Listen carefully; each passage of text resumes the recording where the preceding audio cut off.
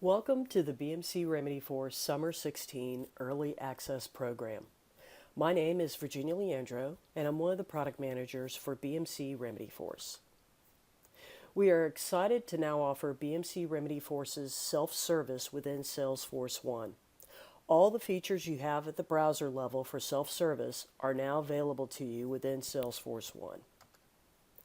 This is our legal notice letting you know that what we are demoing today is regarding a future product. This information is provided under NDA and our safe harbor statement applies. Any purchasing decision should be based on what is generally available today. Your employees and clients can now easily use Salesforce One to submit requests to IT, chat with staff, or do any number of other activities within self-service for Salesforce One.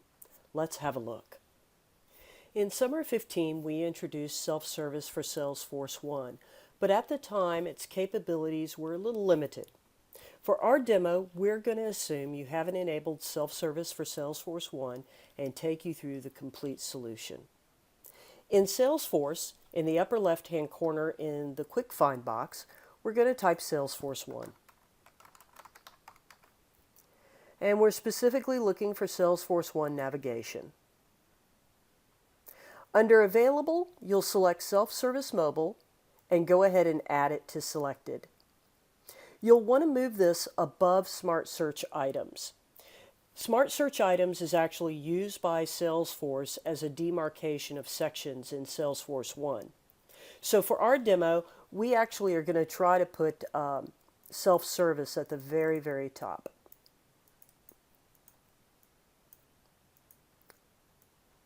And we'll go ahead and save our change.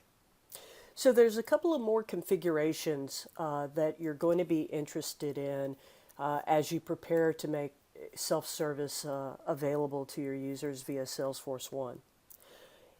One of the first things you'll want to do is actually go into your requests. We've given you the ability to decide which service requests are only available via the browser and which ones you want to be available via mobile. And so in this example, we're going to click on Request Application Access, and you'll notice a new checkbox down here called Mobile. We'll go ahead and check that and save that. And you'll need to do this for each request that you want to make available via the mobile. Another configuration change that you're most likely going to want to do, particularly in an upgrade environment, is go to Self-Service, Configure Self-Service, Tile Visibility and Order. There's two new tiles that we are introducing. The first one being Common Tickets, so we'll select that. And remember to set your order, which I think this one's number 10. And then this is a new one as well, View My CIs and Assets. This is only available in Salesforce One, and we'll be covering this feature here a little later in the demo. We're going to set its order to 11. Now that we've got those set, we'll save our configuration change. And then finally, under Configure Self-Service, we'll go to General Self-Service Settings. In this environment, we have chat turned on, and we want to make chat available also for Self-Service Mobile. So we'll check the box, and we'll save the configuration. As you may know, there are many other settings that you as the administrator can set for self-service. We're not necessarily going to cover all of them in depth, but just know that many of these settings are carried over to self-service in Salesforce One. That makes management of both self-service for the browser as well as self-service mobile a little easier for you to manage. Since I don't have an adapter for my iPhone, I'm going to go ahead and use a Chrome plugin that easily lets me demo Self-Service One for my PC. So I'm going to go ahead and launch it.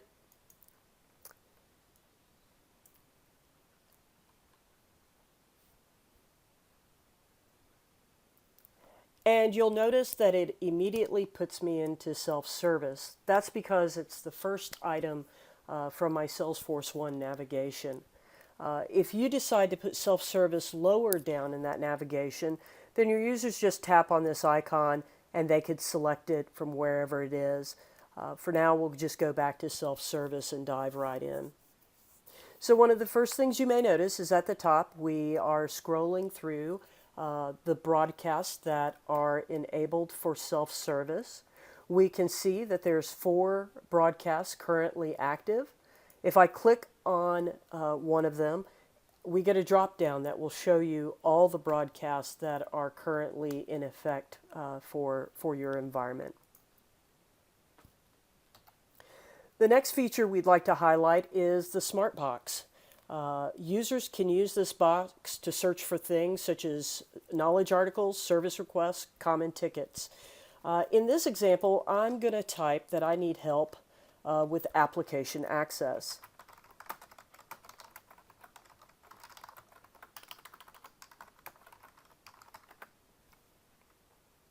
The system immediately makes suggestions on possible knowledge articles that could help me. I'm just going to select one for an example here, and they'll be able to see the full knowledge article.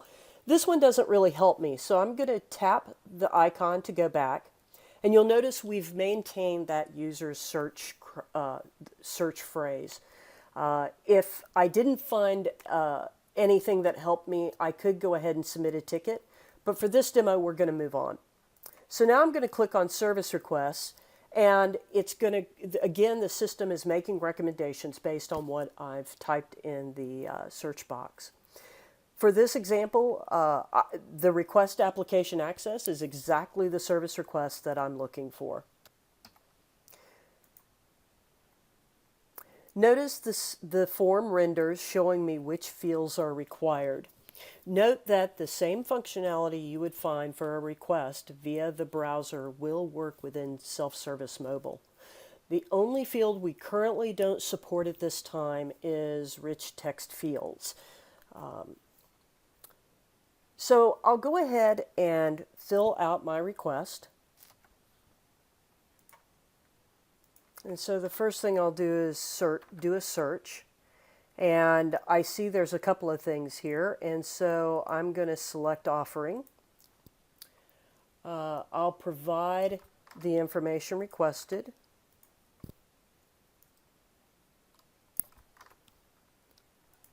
And then when I'm ready to submit this, I can simply click on the checkbox here that allows me to submit.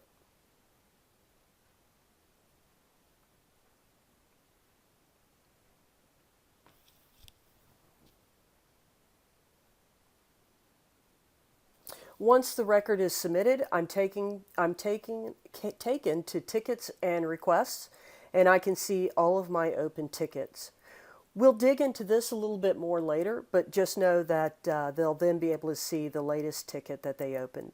We'll go back to our main menu, and now let's have a look at Submit a Ticket.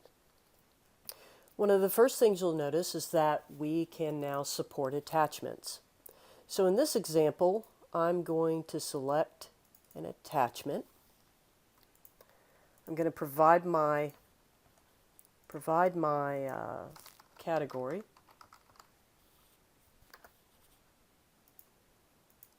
And then just provide a description. Additionally, you'll notice that if you use the On Behalf Of feature, the user can tap On Behalf Of and do a search for the appropriate person that they're allowed to submit tickets for. Again, we'll click on the checkbox to submit the ticket.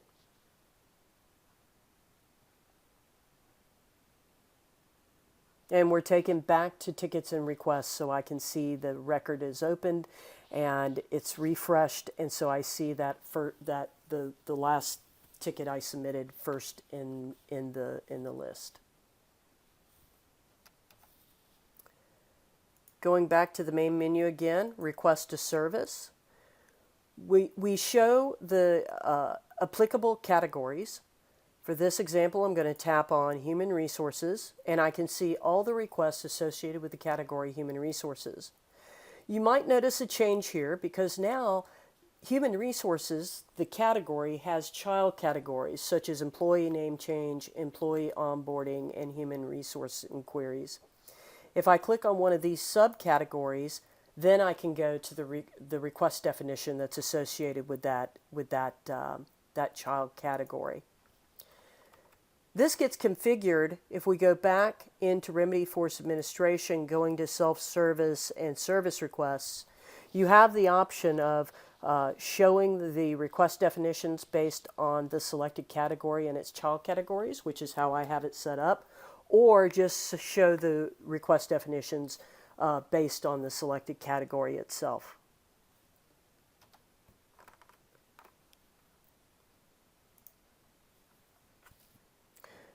Just a reminder on request definitions or service requests that you will want to go through your service requests and determine which ones you want to make available for mobile, and be sure and turn that checkbox on like we showed you at the beginning of this demo.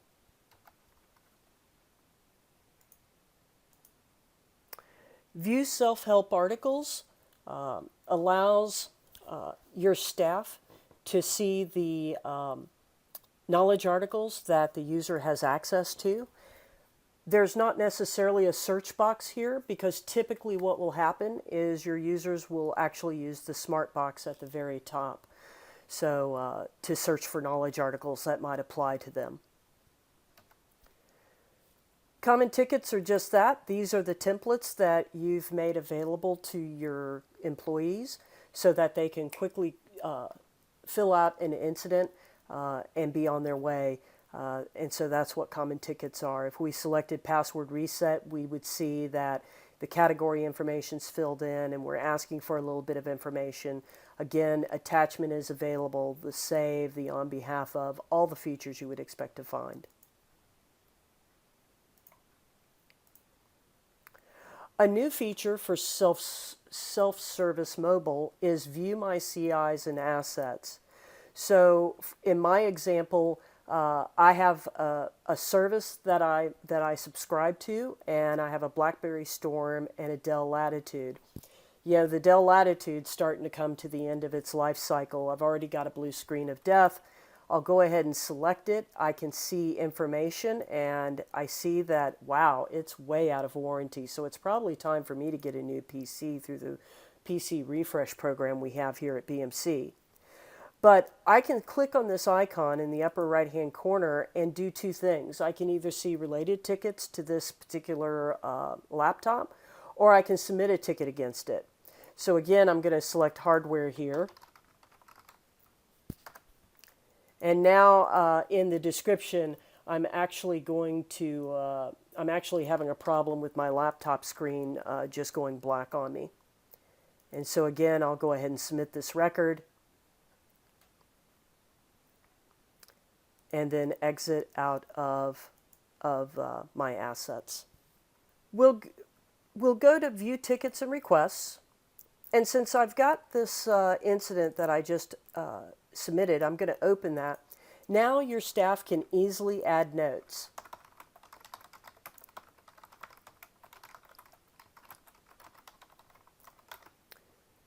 So they can type their note in, tap, and the notes will show up in chronological order. And these notes can be from staff, if you make those notes available to your end users.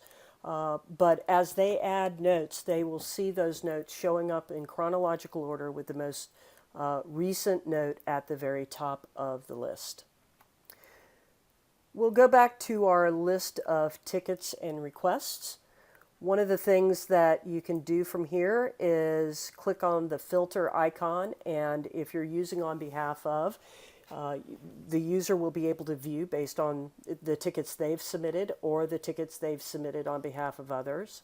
They can also see states, so they can either see both open and closed, just opened, or just closed. At this time, we're not supporting being able to view based on status, simply due to some real estate concerns that we had, since this is a mobile application. As for the fields that are actually displayed in the list for view tickets and requests, all of that is managed by a new field set that we're introducing as a part of Summer 16. Do keep in mind that with mobile environments, you need to be mindful of the real estate. So we highly recommend that you limit the number of fields that you make available here. We'll hop back over to Salesforce. I'm already in Custom Objects, and I'll click on Incident. And under Field Sets, we have a new field set called SF1, Self-Service View Tickets. And this field set is used to display the fields in the Salesforce One self-service for the View Tickets and Request page. So I'll go ahead and edit it. And maybe I want to go ahead and add categories. So I'll go ahead and add that in here. And I'll save the field set. Now when I go back into View Tickets and Requests, we now see that I can easily see the category. Another thing to point out with field sets is if you're familiar with self-service, you know that we have the ticket layout field set, which controls the fields that show up on the Submit a Ticket option. This same field set is used for both the browser and mobile. So whatever fields you've defined for self-service via the browser, that's again going to translate over to mobile. Another field set that you're probably going to be interested in knowing about is for base element.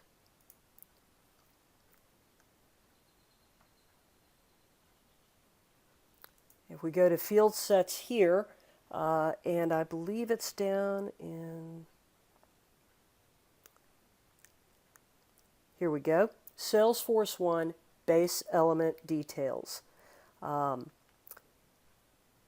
This will actually allow you to define what fields are going to show up for those elements. So if I click Edit here, you'll notice we have a number of things here. I may not need token ID. I may not need asset status, or even, let's say, class name at this point. I can save this. And if I go back into my mobile, view my CIs, you'll notice that this is a much shorter list. So you can control what elements show up for the CIs using the Salesforce One field set on the base element. And again, that name is the Salesforce One Base Element Details.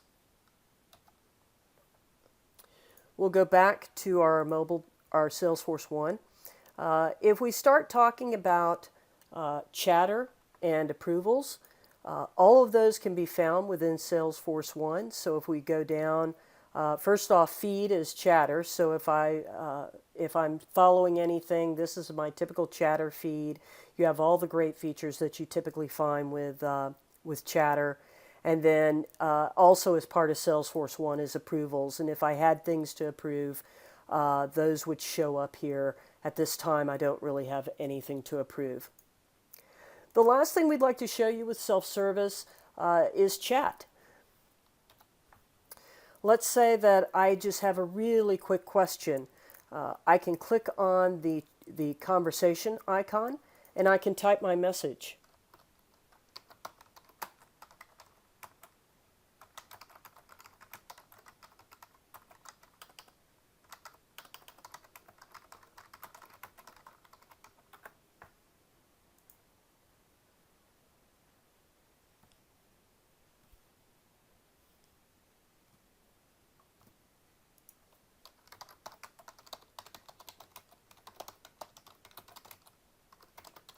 And here comes the reply from my staff.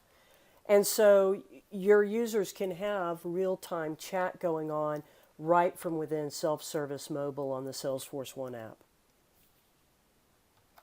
Additionally, if I wanted to upload a picture, I could do the same thing. Obviously, this is pulling from my PC. You know, for your user on a mobile device, it would pull from the photo stream that they may have, and that allows them to attach pictures during the chat with the IT staff.